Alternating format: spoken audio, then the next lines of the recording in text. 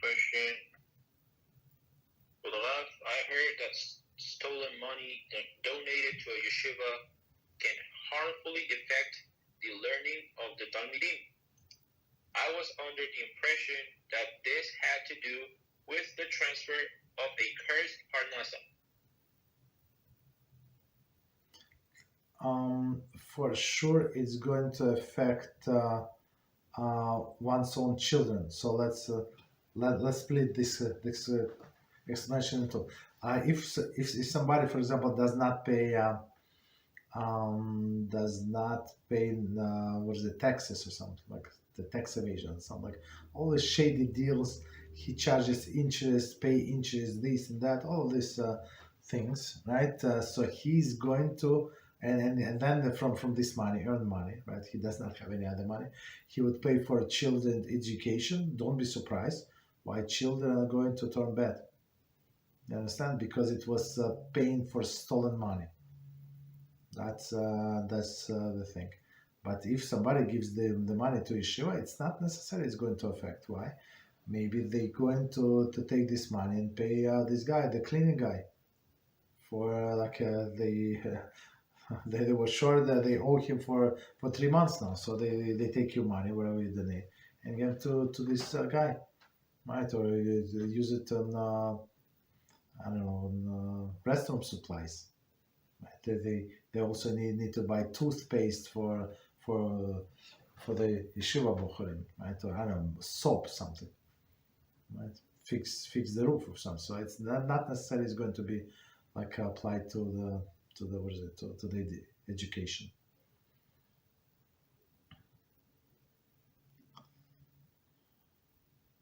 What else? Thank you, Rabbi. You're welcome.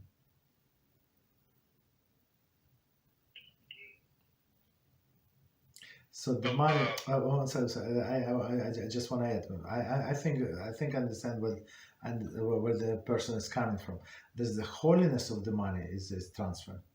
So, for example, we have this Maaser Sheni, like a second tithe, that so 2% Truma we have to separate to give to Cohen.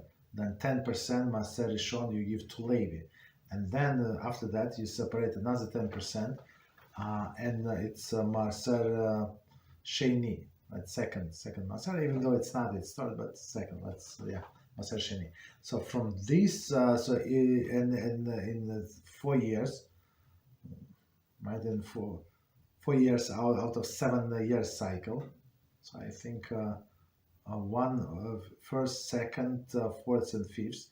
You have to take this money and you have to take the produce to Yerushalayim, right? To Yerushalayim and eat it there, right? With your friends, family, and enjoy it, right? But if a person say it's like too much, like it's heavy stuff, and they're going to spoil this and that, no refrigerators. Okay, so you can sell the produce, right? Add your own money, right? I think like 20% you have to add, and then the rest you take to Yerushalayim.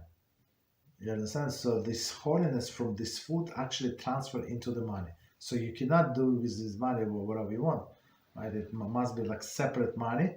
So you have to keep it separate in order to spend it in Yerushalayim. But with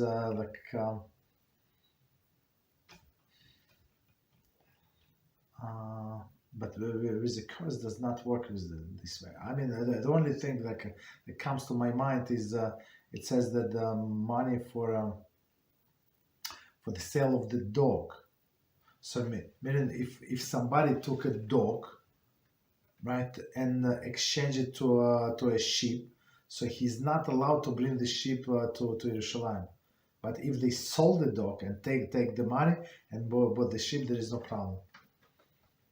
Right, or like it says prostitutes' wages, right? So if they gave you the sheep, so you're not allowed to take the sheep, but if you sell the sheep and buy another, there is no problem. Okay, what else? Thank you, Rabbi. You're welcome.